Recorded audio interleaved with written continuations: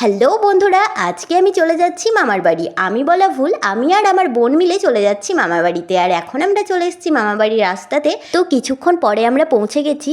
আর আজকের দিনটা একটু স্পেশাল, কারণ আজকে ছিল আমার বার্থডে। তো তারপর আমি এসে বোনকে খুঁজছিলাম। Thank you বোনো।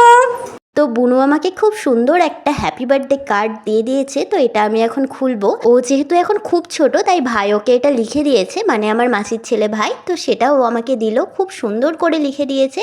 আর সাথে ছিল একটা চকলেট। এমনিতে জন্মদিনটা আমি খুব একটা স্পেশালভাবে ধরিও না, কিন্তু ছোট ছোট ভাই বোনেরা এত সুন্দরভাবে যদি সারপ্রাইজ গিফট করে তাহলে তো স্পেশাল হতেই হবে। তারপর আমি চকলেটটা সব ভাই বোনদের একটু একটু করে দিয়ে নিজেও খেয়ে নিলাম। আর আমি বাড়ি থেকে সবার জন্য একটু কেক নিয়ে এসেছিলাম।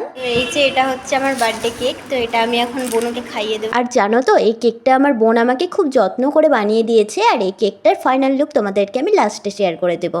তারপর বোনু আমাকে এই কেকটা খাইয়ে দিল। আর এবার আমি যে বানিয়েছে তাকে খাইয়ে দিলাম। আর সত্যি কেকটা খুব সুন্দর হয়েছিল। আর এটা হচ্ছে কেকটার ফাইনাল লুক।